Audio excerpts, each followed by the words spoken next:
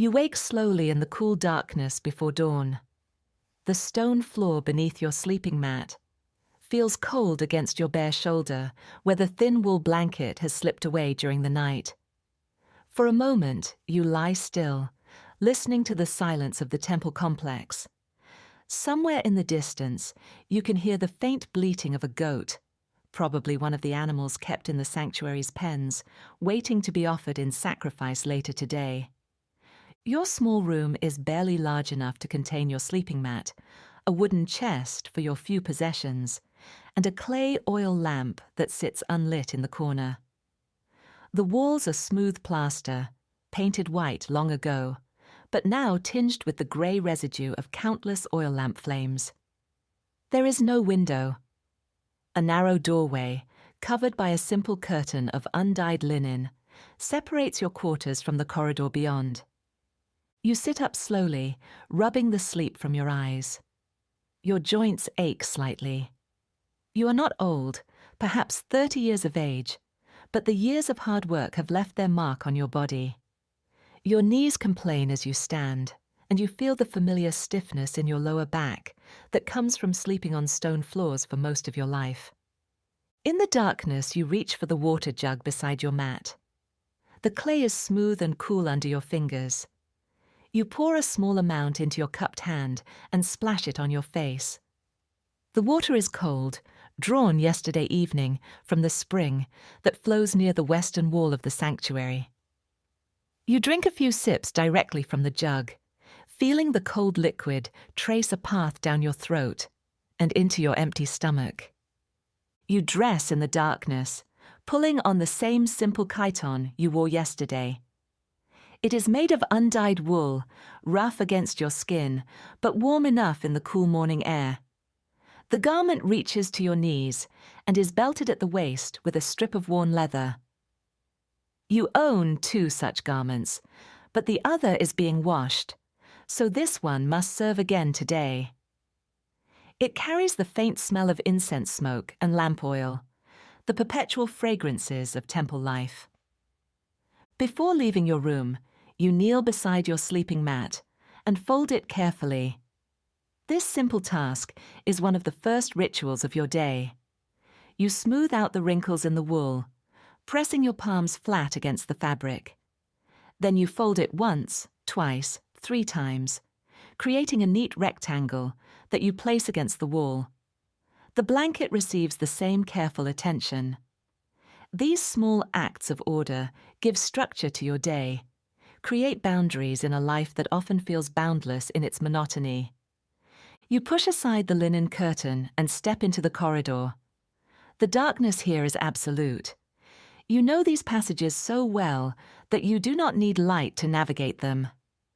Your bare feet whisper against the stone floor as you move forward, one hand trailing along the wall to guide you. The plaster is cool and slightly damp. You can feel the places where it has begun to crack and crumble, small imperfections that you have noted 1,000 times before. The corridor turns to the left, and you follow it without hesitation. You pass 3 other doorways, all covered with similar linen curtains. Behind these curtains, other temple servants sleep in rooms identical to your own. You do not know them well, despite living in such close proximity. Each of you moves through your own orbit of duties, intersecting rarely, speaking even more rarely. There is an understanding among you, an unspoken agreement that solitude is to be respected, that conversation is an intrusion rather than a comfort. At the end of the corridor, you climb a short flight of stone steps, perhaps 6 or 7 of them, worn smooth by countless feet over countless years. Your hand finds the wall at the top of the stairs, and you turn right into another passage. This one is wider, and you can sense the change in the quality of the darkness around you. Here, the air moves differently. You are closer to the outside now, closer to the open spaces of the temple complex. You emerge into the courtyard just as the first hint of light appears in the eastern sky. The darkness is beginning to thin, turning from black to deep blue. The stars are still visible overhead, brilliant and cold. You pause for a moment, standing in the center of the courtyard, and look up at them. The constellations are familiar to you. You have spent many nights studying the sky, learning the stories attached to each pattern of stars. The servants of the temple must know these things, must be able to recognize the seasons and the proper times for festivals and sacrifices. The courtyard is rectangular, perhaps 30 paces long and 20 paces wide. It is paved with large flat stones, fitted together so precisely that almost no gap exists between them. On all four sides, columns rise to support the covered walkways that surround the open space. These columns are painted, though you cannot see their colors in the pre-dawn darkness. In daylight, they are bright red and blue and yellow, decorated with patterns of spirals and flowers. In the center of the courtyard stands the altar. It is a rectangular block of stone, taller than a man is high, with steps leading up on one side. The stone is marble, pale gray, and veined with darker streaks. The top surface is stained dark from years of blood and burnt offerings. Even now, in the cool morning air, you can smell the ghost of yesterday's sacrifices, the lingering scent of charred meat and burning fat. You walk to the eastern side of the courtyard, where a bronze basin sits on a low stone pedestal. This is where you perform your morning ablutions, the ritual washing that must precede any interaction with the sacred spaces of the temple. The basin is large enough that you could fit both your arms into it up to the elbows. It is filled with water from the sacred spring, water that is changed each evening by one of the junior servants. The water is shockingly cold as you plunge your hands into it. You scoop up a handful and pour it over your head, feeling it run down your face and neck, soaking into the collar of your chiton. You wash your hands carefully, rubbing them together, cleaning under your fingernails with your thumbnail. Then you wash your face, your neck, your forearms. The ritual is precise, performed the same way each morning, a series of actions so familiar that your body moves through them without conscious thought. As you dry your hands on the small linen towel that hangs beside the basin, you hear the first birds beginning to sing.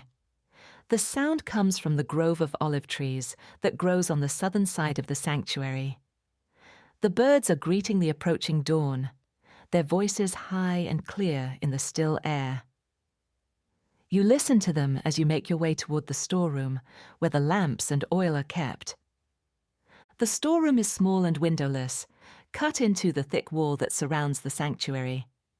You light a small hand lamp from the embers that are always kept burning in a brazier outside the door. The flame catches quickly, and warm yellow light fills your cupped hand.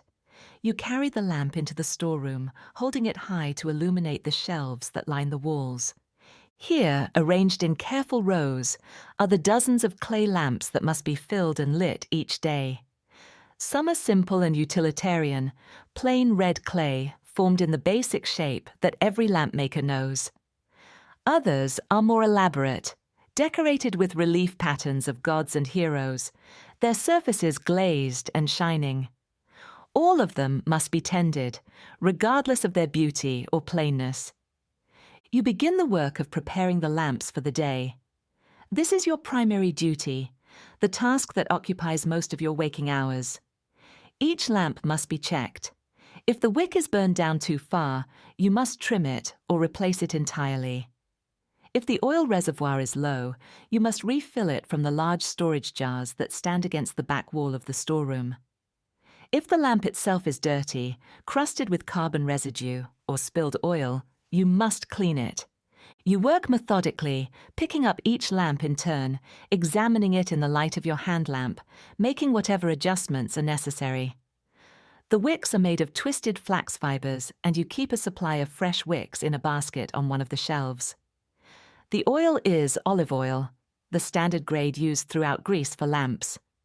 It is not the finest oil, not the kind used for cooking or for anointing, but a lower quality that still burns steadily and produces a clean flame. The work is soothing in its repetitiveness. Your hands know what to do without instruction from your mind. Pick up a lamp. Examine the wick. Trim if necessary.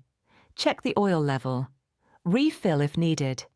Set the lamp back on the shelf. Repeat.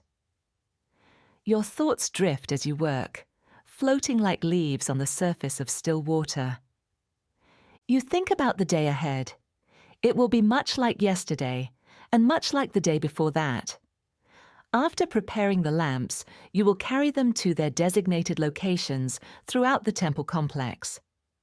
Some will go to the main sanctuary, the inner chamber, where the cult statue of the goddess stands. Others will be placed in the smaller shrines and altars scattered around the grounds. Still others will light the corridors and rooms where priests conduct their business.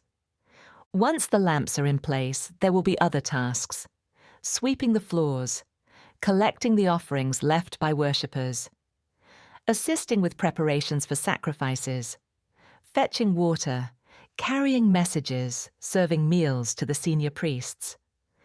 The tasks are endless, flowing one into another without clear boundaries, filling the hours from dawn until long after dark. You finish with the lamps and begin loading them onto a large wooden tray. The tray has raised edges to prevent the lamps from sliding off, and 2 handles on opposite sides for carrying. You arrange the lamps carefully, placing the larger ones in the center for balance and the smaller ones around the edges. When the tray is full, you lift it carefully, testing its weight. It is heavy, but manageable. You have carried such loads 1,000 times before. As you emerge from the storeroom, balancing the tray of lamps, the sky has grown lighter. The deep blue of pre-dawn has given way to a paler shade, streaked with pink and orange along the eastern horizon. The sun has not yet appeared, but its approach is evident in the growing light. The columns of the courtyard are becoming visible, their painted decorations emerging from shadow. You make your way across the courtyard, moving slowly and carefully to avoid spilling oil or dropping a lamp. Your destination is the main temple building, which stands on the western side of the complex.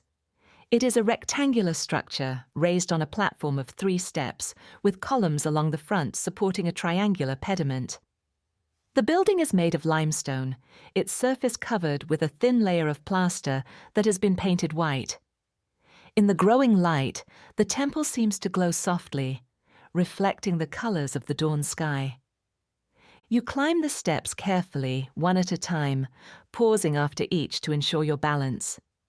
At the top, you pass between the columns and approach the entrance to the temple.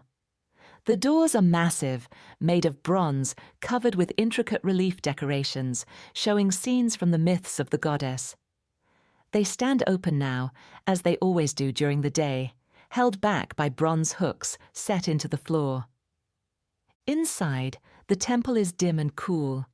The walls are thick, keeping out the heat of the day. The floor is paved with large slabs of marble, worn smooth by the passage of countless feet. You can hear the sound of your own breathing, loud in the enclosed space, and the faint whisper of your bare feet against the stone. You move forward into the main chamber, the naos, where the cult statue stands. The statue is larger than life, perhaps twice the height of a man, carved from marble and painted in vivid colors. The goddess stands upright, her arms extended, her face serene and distant.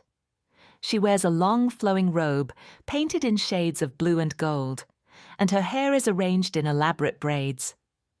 Her eyes are inlaid with colored stone, and they seem to follow you as you move through the chamber. Around the base of the statue, offerings have been placed by worshippers. There are small clay figurines, bundles of flowers, bowls of fruit, cups of wine, and cakes of barley. You will need to collect these later to remove the perishable items before they begin to rot, and to redistribute the valuables according to the temple's customs. But first, the lamps. You begin placing them on the stands and brackets that are positioned around the chamber. Each location has its designated lamp, and you know the arrangement by heart. The largest lamp goes on the tall bronze stand directly in front of the statue. 2 medium lamps go on either side, mounted on brackets attached to the walls. Smaller lamps are placed near the doorways and in the corners. As you work, you hear footsteps behind you. You turn to see one of the senior priests entering the chamber. He is an old man, perhaps 60 years of age, with a long beard that has gone completely white. He wears the robes of his office, a chiton of fine white wool with a purple border, and a cloak fastened at the shoulder with a bronze pin. He moves slowly, leaning slightly on a wooden staff. You bow your head respectfully as he approaches. He does not acknowledge your greeting, does not even seem to notice your presence. This is normal. To the priests, the temple servants are simply part of the background, no more worthy of attention than the columns or the floor stones. You have long since ceased to feel offended by this treatment. It is simply the nature of your position, the natural order of things. The priest moves past you and approaches the statue. He raises his arms in a gesture of reverence and begins to recite the morning prayer. His voice is thin and reedy with age, but the words are clear. You continue your work as he prays, moving quietly, trying not to disturb his devotions. When you have finished placing all the lamps, you bow again toward the statue and retreat from the chamber. Outside, the sun has finally appeared above the horizon, a brilliant disk of gold that transforms the world with sudden light. The temple courtyard is bathed in warm illumination. The shadows of the columns stretch long across the paved stones. Birds are singing loudly now in the olive grove, and you can hear voices from other parts of the sanctuary as more people begin their day. You return to the storeroom to refill your tray with more lamps. The work continues, systematic and unending. There are still dozens of locations that need lamps, and each one must be checked and tended. You fall into the rhythm of the labor, letting your mind drift again, thinking of nothing in particular, simply existing in the moment, moving through the familiar patterns of your daily life. By the time you have distributed and lit all the lamps throughout the sanctuary, the sun has climbed well above the horizon.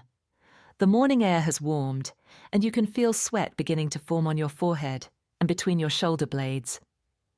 Your arms ache from carrying the heavy tray back and forth, and your feet are dusty from walking the paths between the various buildings and shrines that make up the temple complex. You make your way to the fountain house, a small structure on the northern edge of the sanctuary where fresh water flows from an underground spring. The building is simple, open on one side, with a roof supported by 4 columns. Inside, water pours from 3 bronze spouts, shaped like lion heads, falling into a long rectangular basin carved from a single piece of stone. The sound of the flowing water is constant and soothing, a liquid music that has become so familiar you barely notice it anymore. You cup your hands under one of the spouts and drink deeply. The water is cold and clean, tasting faintly of minerals. It runs down your chin and drips onto your chiton, leaving dark spots on the wool. You splash some on your face and neck, washing away the sweat and dust. For a moment, you simply stand there, letting the water run over your hands, watching it fall into the basin and flow away through a channel cut in the stone floor. Other people come and go as you stand at the fountain. A woman arrives with a large ceramic jar balanced on her head, accompanied by a young girl who might be her daughter. The woman sets down the jar and begins filling it from one of the spouts. She does not look at you, and you do not speak to her. The girl stares at you for a moment with wide, curious eyes, but her mother quickly directs her attention away. You recognize the woman vaguely. She lives in one of the houses near the sanctuary, probably the wife of a craftsman or merchant. Many people from the surrounding area come to the fountain to draw water, especially in the dry season when wells and cisterns run low. The sanctuary's spring never fails, flowing year-round with the same steady volume. A priest crosses the courtyard, his white robes bright in the morning sun. He is younger than the one you saw earlier, perhaps 40 years old, with a neatly trimmed beard going grey at the edges. He carries a scroll under one arm and seems preoccupied with his thoughts, his lips moving slightly as if he is rehearsing something he needs to remember. Like the old priest, he does not acknowledge your presence. You wonder sometimes what the priests think about, what occupies their minds as they go about their duties. They seem to live in a different world from yours, a world of rituals and prayers and ancient texts. They spend their time studying sacred writings, performing complex ceremonies, consulting with important visitors who come to seek the goddess's favor. Their concerns are lofty and abstract, dealing with matters of divine will and cosmic order. Your own concerns are earthbound and immediate. Have the lamps been filled? Are the floors swept? Has someone collected the offerings? Is there enough wood for the sacrificial fires? Your world is one of physical labor and practical necessities, of calloused hands and aching muscles. There is no overlap between your sphere and theirs, despite the fact that you share the same physical space. You leave the fountain house and walk toward the kitchen area, located in a cluster of buildings on the eastern side of the complex. This is where the temple's food is prepared, where animals are butchered for sacrifice, where bread is baked and wine is stored. The smells of cooking fill the air as you approach, mingling with the sharper odor of wood smoke and the metallic scent of blood. In a yard behind the kitchen, several goats are penned, awaiting sacrifice. They are healthy animals, well-fed and clean, their coats glossy in the sunlight. One of them bleats as you pass, fixing you with its strange, rectangular, pupilled gaze. You have seen hundreds of animals sacrificed over the years, have helped prepare many of them, but you still feel a small twist of discomfort when you look into their eyes. They do not know what awaits them. They cannot comprehend their purpose. Inside the kitchen, several servants are at work, preparing the midday meal. A woman kneads dough at a long wooden table, her strong arms working the mass of flour and water with practiced efficiency. Another woman tends a large pot hanging over the fire, stirring its contents with a wooden paddle. A man is cutting vegetables, his knife moving quickly, reducing onions and leeks into thin slices. None of them speak to you as you enter, though one of the women glances up briefly and nods. You are here to collect your own meal, a privilege granted to temple servants. You are fed from the temple's supplies, simple food, but adequate and regular. This is part of your compensation, along with your tiny room and a small amount of money paid quarterly. A young boy, perhaps 12 years old, ladles out a portion of porridge from a pot near the fire. He pours it into a wooden bowl and hands it to you without speaking. The porridge is made from barley, boiled with water until it becomes thick and smooth. It is flavored with a small amount of olive oil and salt. You also receive a piece of bread, round and flat, still warm from the oven, and a handful of olives. You take your meal outside to eat, finding a shaded spot under a fig tree that grows near the kitchen yard. The ground here is bare earth, packed hard by foot traffic, and you sit with your back against the tree trunk. The bark is rough through your thin chiton, but the shade is welcome after the growing heat of the morning sun. You eat slowly, without thinking much about the food. The porridge is plain but filling, the bread is good, and the olives provide a sharp, salty contrast to the bland grain.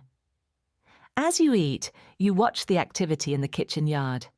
Servants move back and forth, carrying supplies, tending fires, washing dishes in large basins. Everyone moves with purpose, focused on their tasks, speaking only when necessary. You notice that you do not know most of these people's names. You have seen them countless times, have worked alongside them on occasion, but you have never learned who they are. This realization does not disturb you particularly. It is simply a fact, another aspect of the strange isolation that characterizes your life. When you were younger, you sometimes tried to form friendships with other servants. You would attempt conversation, ask questions, offer help with tasks. But these efforts were always met with polite disinterest or outright rebuff. Eventually, you learned that most people prefer to be left alone, that the life of a temple servant is inherently solitary, even when surrounded by others. There are exceptions, of course. Occasionally, you see servants who seem to be friends, who laugh together, or share confidences in quiet corners. But these relationships appear to develop by chance through some mysterious chemistry of compatible personalities. You have never experienced this chemistry with anyone. Something in your nature seems to repel connection rather than attract it. You finish your meal and return the bowl to the kitchen. The rest of the morning is occupied with various tasks. You sweep the floors of the main temple, working carefully around the offerings at the base of the statue. You collect withered flowers and spoiled fruit, placing them in a basket to be carried outside the sanctuary and disposed of. You wipe down the bronze fixtures, polishing them until they gleam in the lamplight. Around midday, as the sun reaches its highest point, you help prepare for a sacrifice. A wealthy merchant has paid for a goat to be offered to the goddess, seeking her blessing for a trading voyage. The merchant arrives with his family, all of them dressed in their finest clothes. The man wears a white chiton with an elaborately draped cloak, the garment pinned at his shoulder with a gold brooch. His wife wears a long robe of dyed wool, deep red in color, with gold jewelry at her throat and wrists. Their two children, a boy and a girl, stand quietly behind their parents, looking solemn and slightly nervous. The priest who will perform the sacrifice is the same older man you saw this morning in the temple. He has changed into special ceremonial robes, pure white without any decoration. On his head, he wears a woven crown of laurel leaves. In his hands, he carries a shallow bronze bowl and a long knife with an ornate handle. Your role in the sacrifice is minor but essential. You bring the goat from the pen, leading it by a rope tied around its neck. The animal resists slightly, pulling against the rope, but you are stronger and more determined. You guide it across the courtyard to the altar, where the priest is waiting. The merchant and his family stand to one side as the ritual begins. The priest raises his hands and begins to chant, invoking the goddess's presence and asking for her favor. The words are ancient, passed down through generations of priests, and you do not understand all of them. Some are in an archaic form of the language, others might be borrowed from even older traditions. The goat stands quietly now, as if sensing the solemnity of the moment. You hold the rope firmly, keeping the animal in position. The priest takes a handful of barley grains from a basket and scatters them over the goat's head. Then he takes the bronze bowl, which contains water from the sacred spring, and pours a small amount over the animal. These preliminary rituals complete, the priest nods to you. You pull the goat's head back, exposing its throat. The priest raises the knife. What happens next is swift and practiced. The blade cuts deep, severing the major blood vessels. The goat makes a single choked sound, and then falls silent. Blood pours from the wound, flowing into a shallow trough that has been cut into the stone at the base of the altar. You hold the animal as its life drains away. You can feel the tremors running through its body, the rapid beating of its heart gradually slowing and then stopping. The whole process takes perhaps 2 or 3 minutes. When the goat is completely still, you release your grip and step back. The priest collects some of the blood in his bronze bowl and carries it up the steps to the top of the altar. He pours the blood over the stained stone, completing the offering. Then he descends and begins the butchering process, assisted by another servant who has appeared with knives and basins. Your part in the sacrifice is finished. You step away from the altar, wiping your hands on a cloth. There is blood on your chiton, dark spots that will be difficult to wash out. This does not concern you particularly. Blood is a constant presence in temple life, an unavoidable byproduct of the rituals that sustain the relationship between humans and gods. The merchant and his family approach the altar. The priest cuts certain choice portions of meat, the thigh bones wrapped in fat, and places them on the altar fire. The smoke rises thick and grey, carrying the scent of burning flesh up toward the sky, toward the realm of the gods. The rest of the meat will be divided according to custom. Some will go to the priests, some to the temple servants, and some will be returned to the merchant for a feast. You watch all of this from a distance, standing in the shade of the colonnade. The merchant looks pleased, satisfied that he has fulfilled his religious obligations. His wife is smiling, and the children seem relieved that the solemn ceremony is over. They do not look at you. To them, you are simply part of the temple machinery, a necessary but unremarkable component of the ritual. After the merchant and his family depart, you help clean up. The blood must be washed away from the altar and the surrounding stones. The tools must be cleaned and returned to storage. The goat's hide must be scraped and prepared for tanning. These tasks occupy the early afternoon, performed in the growing heat under a sun that seems to press down from above like a weight. By the time you finish, you are exhausted. Your arms and back ache, and your head throbs with the beginning of a headache brought on by heat and fatigue. You return to your small room, push aside the linen curtain, and lie down on your sleeping mat without bothering to unfold it. The stone floor is cool against your cheek. You close your eyes and drift into a light, troubled sleep, filled with fragmentary dreams that dissolve as soon as you wake. You sleep for perhaps an hour, maybe less. When you open your eyes, the quality of the light filtering under the curtain tells you that the afternoon is well advanced. You sit up slowly, rubbing your face, trying to clear away the fog of sleep. Your mouth is dry, and your stomach feels slightly queasy. You need water. Outside, the courtyard is quiet. Most people are resting during the hottest part of the day, retreating to whatever shade and coolness they can find. The shadows of the columns have shifted, growing longer, pointing in a different direction. You walk to the fountain house and drink deeply, letting the cold water restore you.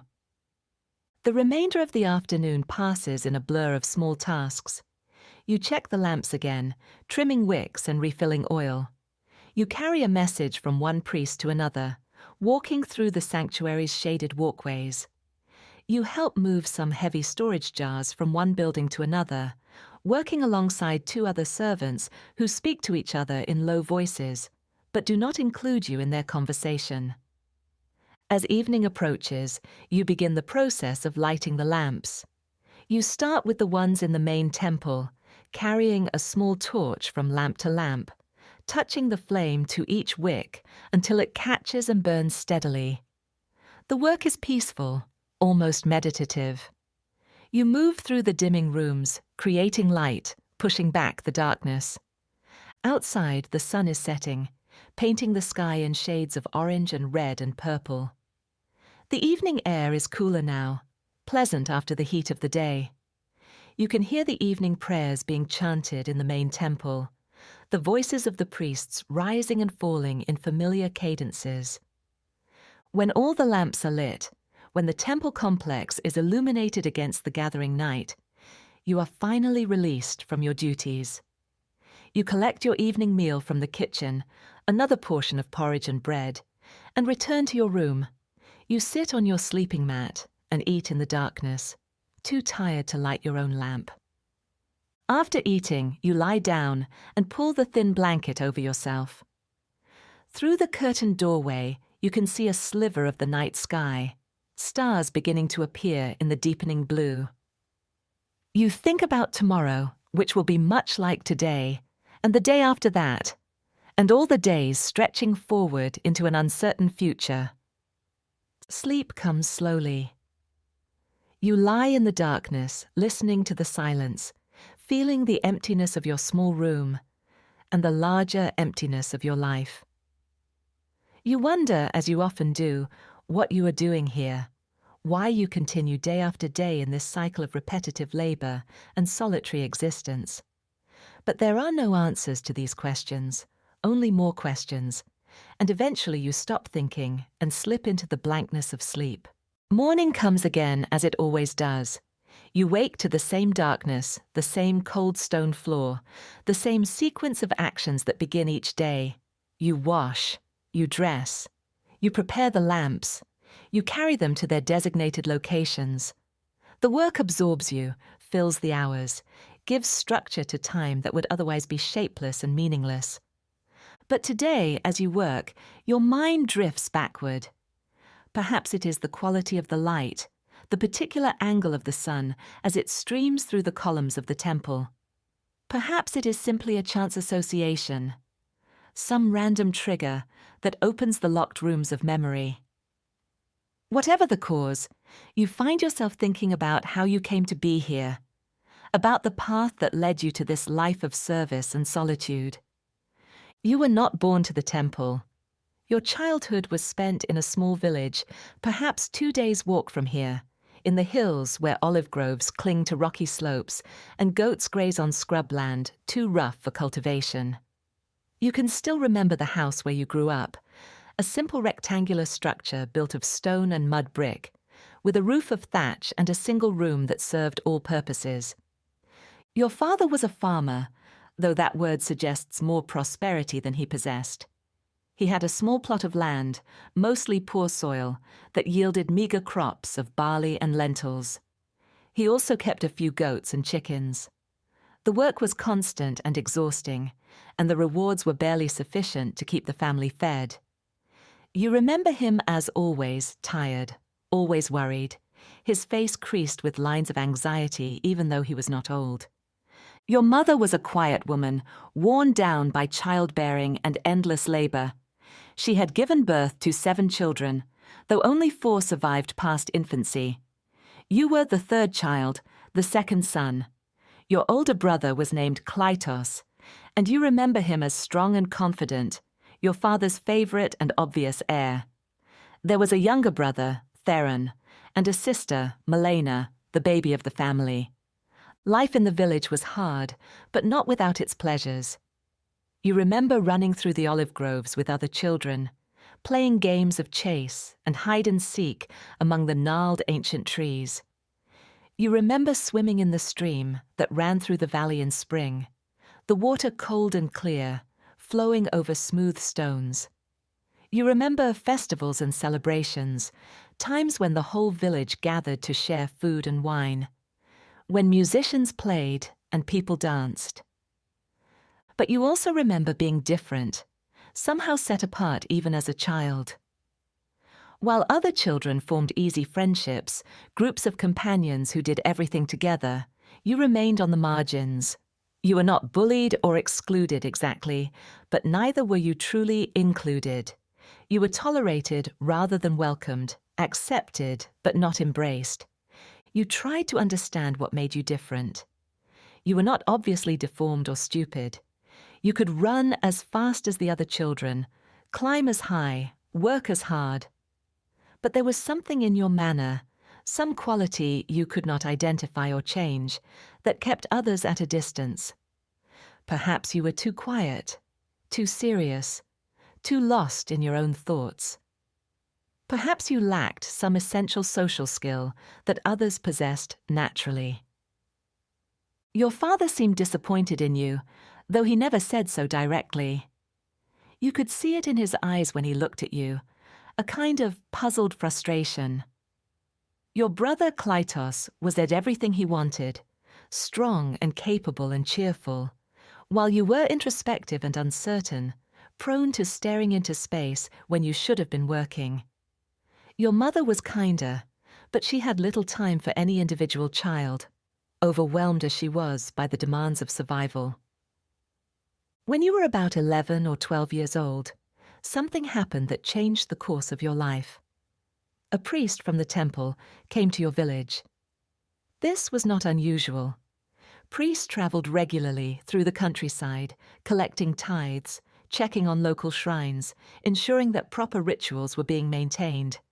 But this priest had an additional purpose. The temple needed servants, and he was authorized to recruit suitable candidates from among the local population. The priest was a middle-aged man, neither young nor old, with a brisk, efficient manner. He met with families, asking questions, evaluating children who might be appropriate for temple service. The requirements were specific.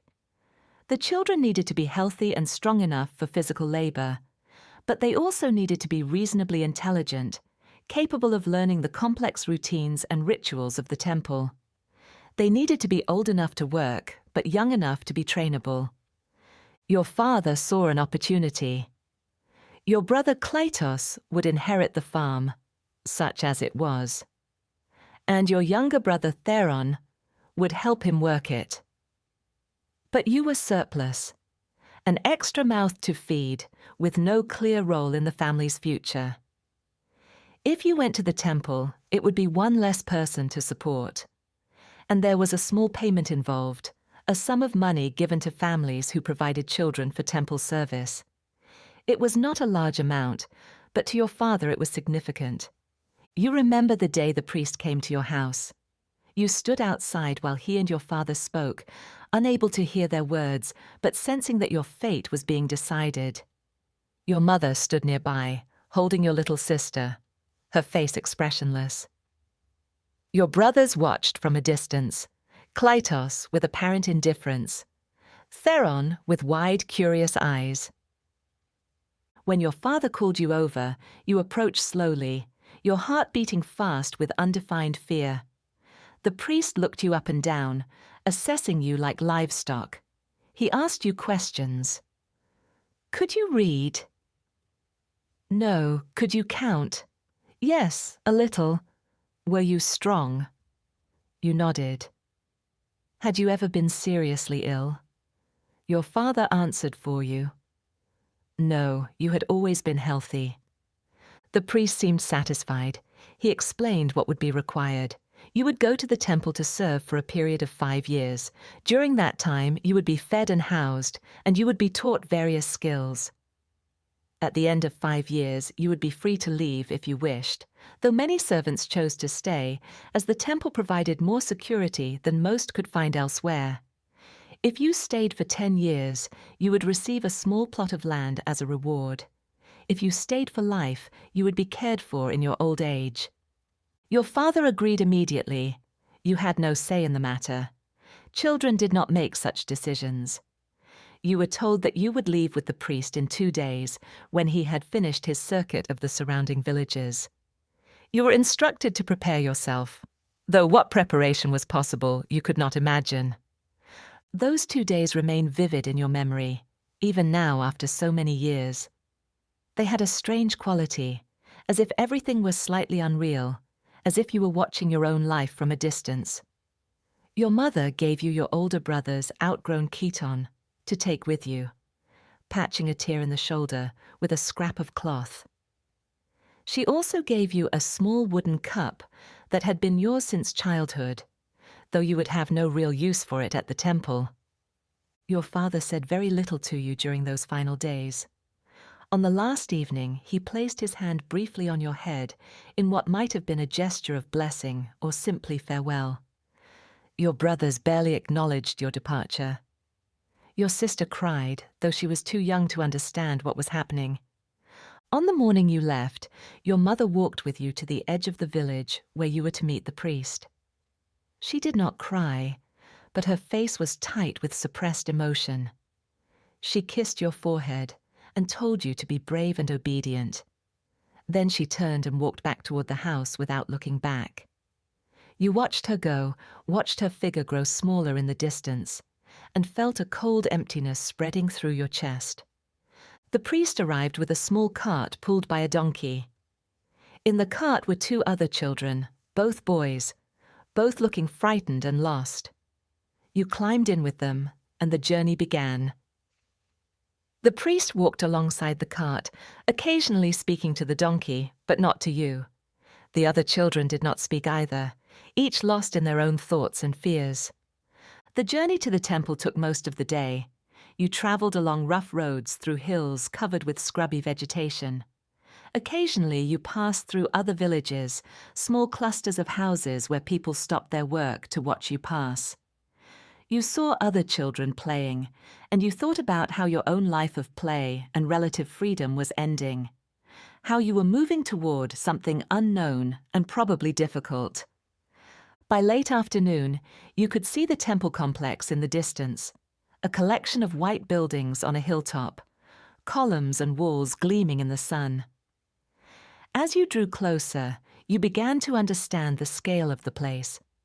It was far larger than anything you had encountered before, larger than your entire village.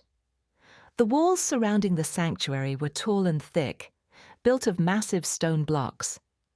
The gate was wide enough for a wagon to pass through, flanked by statues of guardians. Inside the sanctuary, everything was clean and orderly, in a way that seemed almost unnatural to you. The courtyards were paved with fitted stones. The buildings were painted in bright colors. Bronze fixtures gleamed. The air smelled of incense and olive oil. Everything spoke of wealth and power and permanence, a world utterly different from the precarious poverty of your village. The priest led you and the other children to a building where temple servants lived. An older man, stern-faced and efficient, took charge of you. He showed you where you would sleep, a small room similar to the one you occupy now, though shared with 2 other boys. He gave you a simple chiton to wear, taking away your clothes from home. He explained the basic rules. You would wake before dawn. You would work all day. You would speak only when necessary. You would obey all instructions immediately and without question. The first weeks were difficult, beyond anything you had experienced. The work was hard, but you were used to hard work. What was harder was the strangeness of everything, the bewildering complexity of temple life, the countless rules and procedures that everyone else seemed to know, and you had to learn through trial and error. You were constantly making mistakes, constantly being corrected, occasionally being punished for errors. The other servants, even the other children, were not helpful or friendly. Everyone was focused on their own survival, their own tasks. There was no patience for weakness or ignorance. You learned quickly that you had to watch and imitate, had to pay attention to every detail, had to remember everything you were shown because you would likely not be shown twice. Gradually, over months and then years, you adapted. You learned the routines, the expectations, the unspoken rules that governed temple life. You learned which priests were kind and which were harsh. You learned how to perform your duties efficiently, how to avoid punishment, how to make yourself as invisible as possible. Invisibility, you discovered, was a form of safety. Those who called attention to themselves, whether through excellence or incompetence, faced scrutiny and judgment. Those who blended into the background were largely left alone. The 5-year term that had seemed impossibly long when you arrived eventually passed. You were given the choice to leave or stay. You could have returned to your village, though you had received no messages from your family and had no idea what situation might await you there. The small plot of land promised after 10 years was tempting, but even more compelling was simple inertia. This life, for all its hardships and loneliness, had become familiar. The outside world had become strange. So you stayed. Another 5 years passed. You received your plot of land, a small rocky parcel on the edge of the temple's holdings. But you did not leave to farm it. You had no desire to return to that life of precarious subsistence, of constant struggle against weather and soil and circumstance. Instead, you arranged for someone else to work the land in exchange for most of the yield, keeping only a small share for yourself. Now, so many years later, you are still here. The boy who arrived frightened and confused has become a man, though sometimes you feel you are still that boy inside, still lost and uncertain, still waiting for your real life to begin. The temple has become your entire world. its rhythms and routines the framework within which you exist. You shake off these memories and return your attention to the present moment. The lamps are filled and ready. The day's work continues. There is no point in dwelling on the past, on choices made or opportunities lost. This is your life. This is what you are. A temple servant, moving through prescribed duties, existing at the margins of other people's lives. The afternoon light softens as it always does, the harsh brightness of midday giving way to a more gentle illumination. You have completed most of your tasks for the day, though there are always small things to tend to, minor adjustments and preparations for tomorrow. You find yourself in one of the storage areas, organizing supplies, counting jars of oil to ensure there will be enough for the coming weeks. This particular storeroom is located in a corner of the sanctuary that sees little traffic. It is cool and dim, lit only by the light that filters through a small high window. The air smells of clay and olive oil, and the dusty scent of stored grain. You work methodically, moving jars, checking seals, making notes on a wax tablet about what needs to be reordered. As you work, you hear voices outside, approaching along the colonnade. You recognize the voices as belonging to two of the younger priests, men perhaps in their late 20s or early 30s. They are speaking casually, their voices carrying in the still air. You cannot help but overhear their conversation, though you do not particularly want to. They are discussing plans for a festival that will take place next month. One of them is worried about the arrangements, concerned that there will not be enough sacrificial animals, that the procession route has not been properly prepared. The other priest is reassuring, speaking with confidence about how everything will be managed. Their conversation is easy and comfortable, the speech of men who are colleagues and friends. You feel a small familiar ache in your chest as you listen. It is not quite envy, not exactly loneliness, but something related to both. These men live in a world of connection and purpose that remains forever close to you. They have roles and responsibilities that matter, relationships that provide support and companionship. Their lives have meaning and structure beyond mere survival. The voices fade as the priests move away, returning you to silence. You finish your counting and leave the storeroom, stepping out into the late afternoon light. The sun is low in the western sky now, its rays slanting across the courtyard at a steep angle. Long shadows stretch from every column, every statue, every architectural feature. You walk slowly around the sanctuary, checking the various shrines and smaller altars scattered throughout the grounds.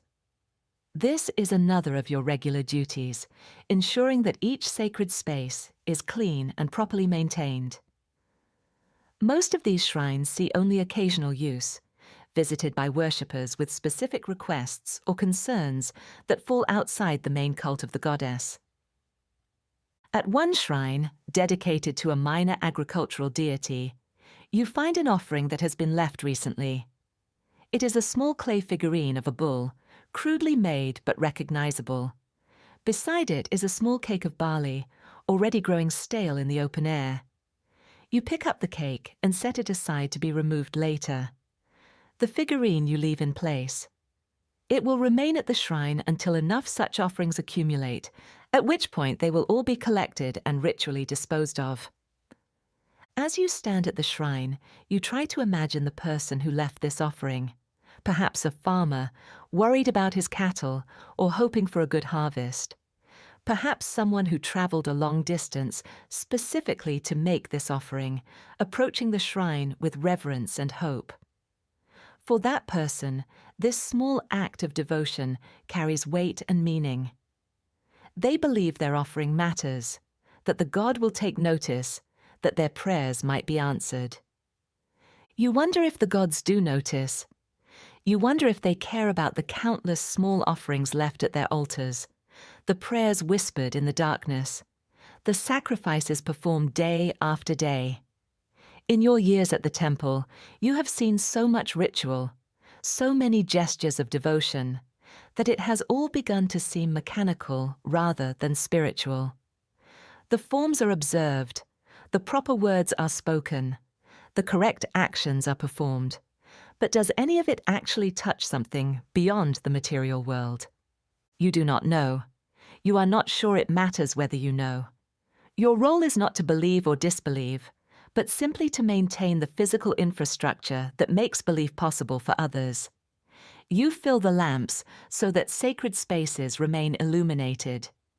You clean the floors so that worshippers walk on clean stones. You assist with sacrifices so that rituals can be properly performed. You are a functionary, a servant of the system, and the system does not require your faith, only your labor. You move on to the next shrine, and the next, working your way around the sanctuary. At the eastern wall, you pause to look out over the landscape beyond. From here, you can see fields and orchards stretching into the distance, a patchwork of greens and browns. Further away, hills rise against the sky, their outlines soft in the afternoon haze. Somewhere beyond those hills, perhaps 3 or 4 days' journey, is the village where you were born, though you have not returned since you left as a child. You wonder sometimes if your family is still there. Your parents would be old now if they still live. Your brothers would have families of their own, children perhaps approaching the age you were when you left. Your sister would be a grown woman, married, with her own household to manage. They probably do not think of you often. You are part of their past, a person who left and never returned, whose story ended when he went to serve the temple. Do you wish you could return for a visit? You are not sure. The thought of seeing your family again creates a confusing mixture of emotions. There might be curiosity, a desire to see how they have changed, to learn what has become of them. But there would also be awkwardness, the vast distance that has grown between you, not just in space, but in experience and understanding. You have become someone they would not recognize, and they have likely become strangers to you as well. The sun sinks lower, its light becoming more golden, more intense. You return to the main courtyard and begin the evening ritual of checking and adjusting the lamps. Many have burned for hours and need fresh oil. Some wicks have burned unevenly and need to be trimmed. You work with the complete focus that comes from long practice, your hands moving efficiently through familiar motions. As you work, other servants appear, moving through their own evening routines. You see them peripherally, noting their presence without engaging. There is a woman who tends the goddess's statue, cleaning and adjusting the painted surfaces, occasionally replacing the flowers that adorn the altar. There is an old man, bent with age, who sweeps the temple steps every evening, his movements slow but thorough. There is a young boy, probably new to the temple, who carries water for the evening ablutions of the priests. Each of these people is as isolated as you are, locked into their own routines, living their own separate lives within the shared space of the sanctuary. You are surrounded by people, but fundamentally alone. And you have come to understand that this is not just your personal condition, but the normal state of existence for temple servants. The work creates isolation. The hierarchy enforces distance. The routines prevent connection. Once, years ago, you attempted to change this. You remember reaching out to another servant, a man approximately your own age who seemed similarly lonely. You tried to initiate conversation, to establish some kind of friendship. The man responded politely, but without warmth. After several attempts, you understood that he was not interested in connection. He had made peace with his solitude and had no desire to disturb that peace.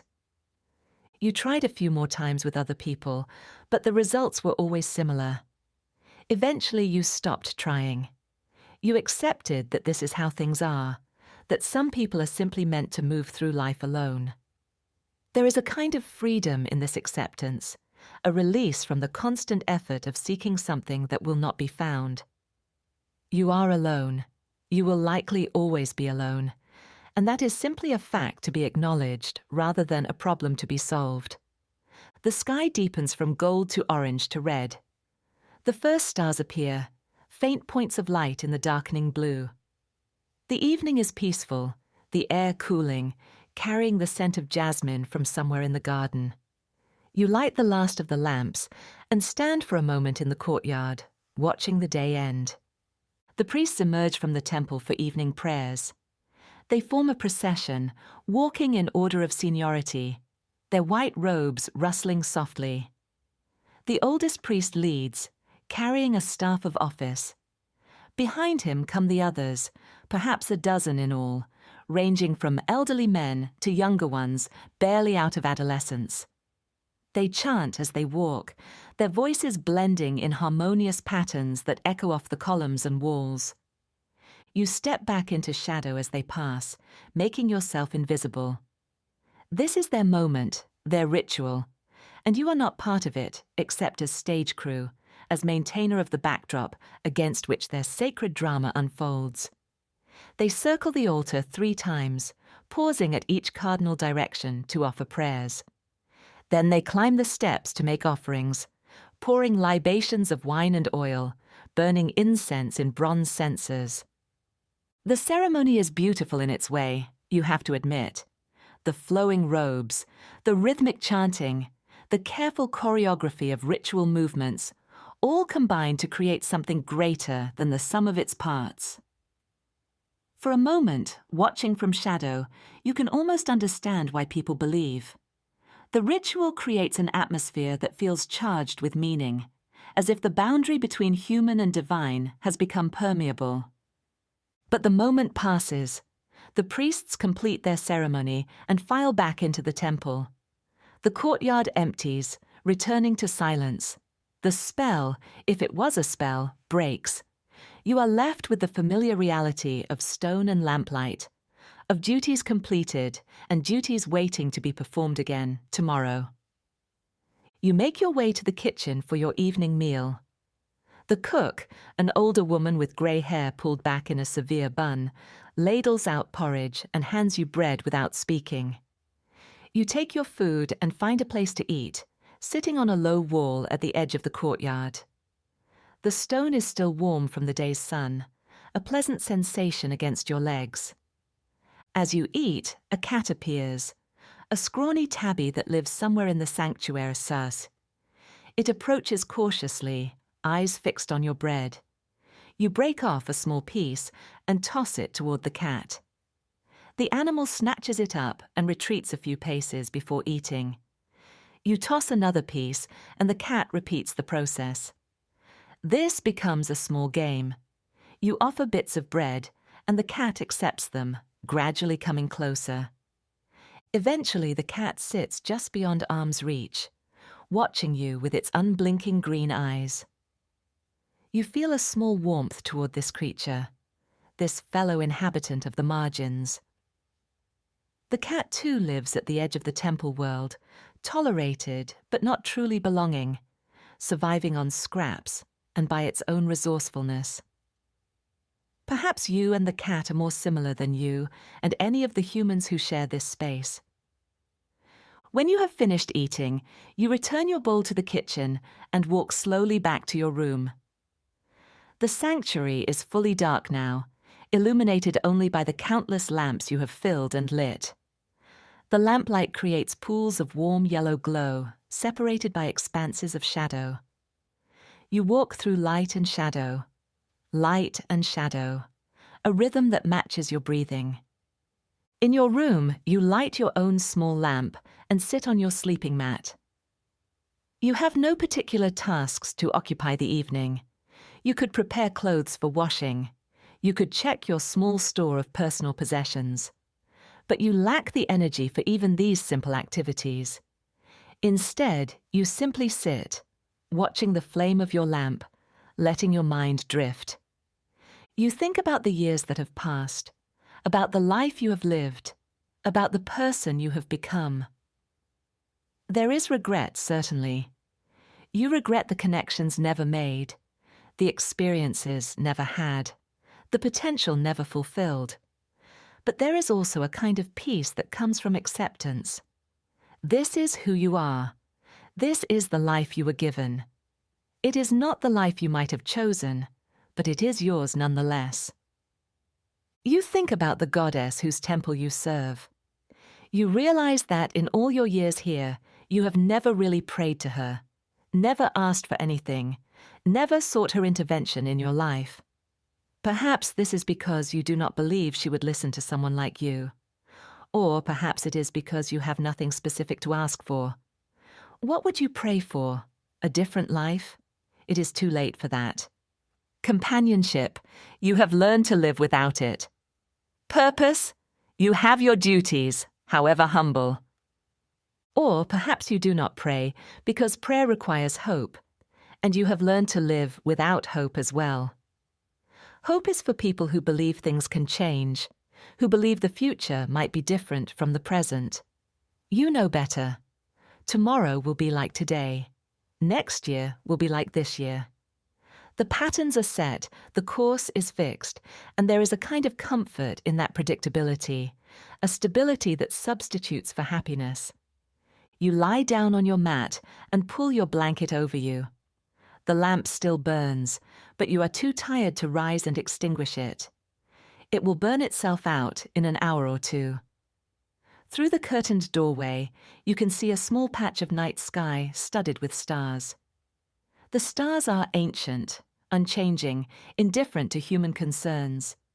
They shone before you were born and will shine long after you are gone. Your life, in the scope of such vastness, is barely noticeable, a brief flicker of consciousness in an eternity of matter and void. This thought should be depressing, but instead you find it oddly comforting. If your life is insignificant in cosmic terms, then your failures and loneliness are equally insignificant. Nothing you have done or failed to do really matters in any absolute sense. You are simply a small part of a much larger pattern, a single thread in a vast, incomprehensible weaving. Sleep comes slowly, gently, like water rising. The lamp flickers and dims. The darkness grows deeper. Your breathing slows and steadies. Tomorrow you will wake and begin again. The same routines in the same spaces. The familiar rhythms of a life lived in solitude and service. But for now, there is only this moment of rest, this brief suspension between one day and the next, this quiet emptiness that holds no demands and no disappointments. The night settles over the sanctuary. The lamps burn on, tiny points of light scattered through the darkness. In your small room, you sleep, a temple servant among many, a solitary life among solitary lives, existing in the margins of something larger and more enduring than yourself.